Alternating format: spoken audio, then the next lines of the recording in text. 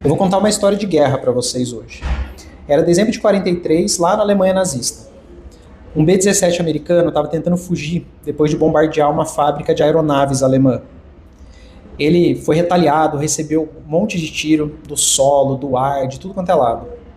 No final das contas, era como se fosse uma carcaça voadora.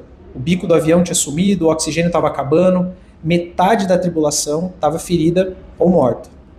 Do jeito que estava, ele era um alvo fácil, uma vitória garantida. Então, Franz Stigler preparou rapidamente seu caça e subiu aos céus, surgindo logo atrás do avião americano. Ele era um dos maiores pilotos da Força Aérea Alemã.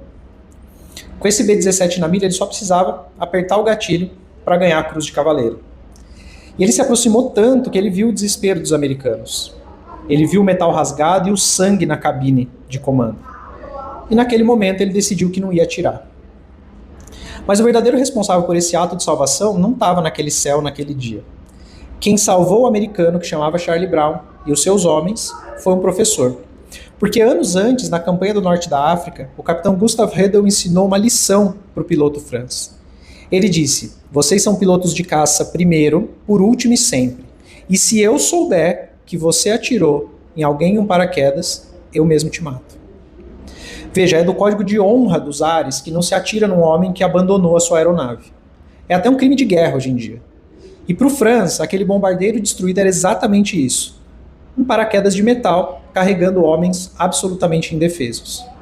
E o Franz não apenas poupou o inimigo, ele voou ao lado desse bombardeiro para proteger e escoltou os americanos até o Mar do Norte. E quando já estava em águas internacionais, fez uma saudação para os americanos e retornou para sua base.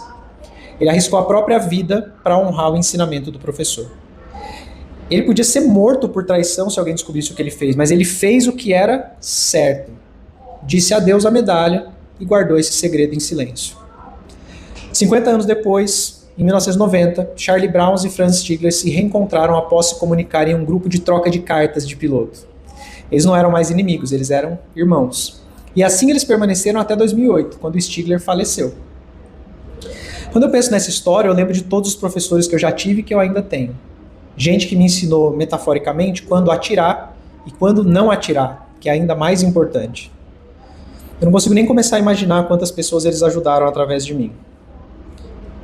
E assim, eu sei que esse vídeo foi diferente, mas se você gostou, curte, compartilha, deixa um comentário. A guerra é uma das coisas mais atrozes que a gente faz como humanidade, mas é também quando às vezes surgem algumas histórias que trazem à tona o que há de melhor no ser humano.